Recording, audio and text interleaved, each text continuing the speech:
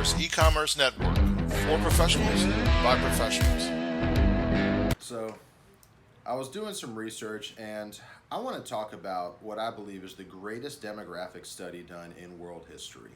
And I believe it was done by Amazon. And one thing that I had noticed in doing some research is that years and years and years ago, Amazon was like a laughing stock of the world. They went years without turning a profit, yet for some reason, their founder, Jeff Bezos, was Time Magazine's Man of the Year twice. It often made me wonder, like, how does a broke person who literally didn't make a dollar become Time Magazine's Man of the Year? Well, they knew something that a lot of people didn't, ironically, at least back then. And One thing is that when Jeff Bezos started Amazon, he started it off selling books, an online bookstore. A lot of people have never asked the question why, so I wanted to figure that out.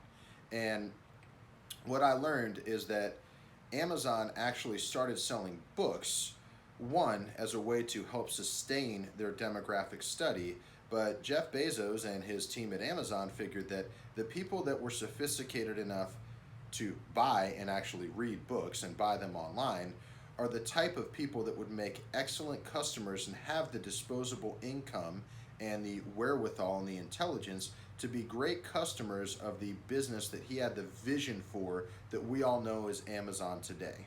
And What's really interesting, so is as he built that, he paid attention to the areas and the demographics where these books were selling.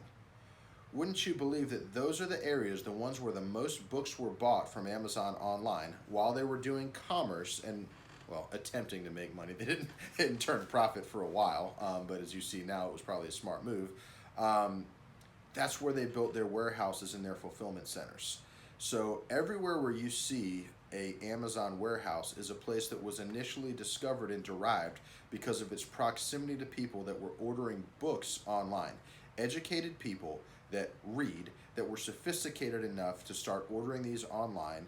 They knew that they wanted to be able to acquire them at a discount price, so they used that demographics to map out one of the most sophisticated, if not the most sophisticated, uh, distribution system all over the place. I mean, what's Amazon really known for?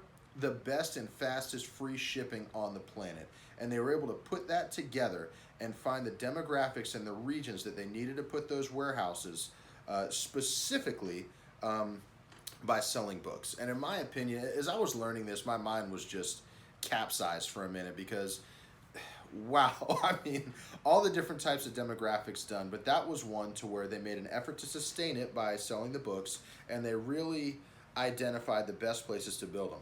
Now, I was actually driving out to a friend of mine's ranch in Kissimmee, Florida, and in Davenport on the way there, there's a huge Amazon fulfillment center right outside of Orlando, Florida, and in close proximity to Tampa. Good demographics. Guess what I saw them building, and I think it's now finished, a Walmart.com fulfillment center right next to it. So even Walmart and a lot of the other world's top companies that do fulfillment are now trying to piggyback on Amazon's demographics that they did. It just goes to show that the things that Amazon has in place, they've always been a long-term thinker.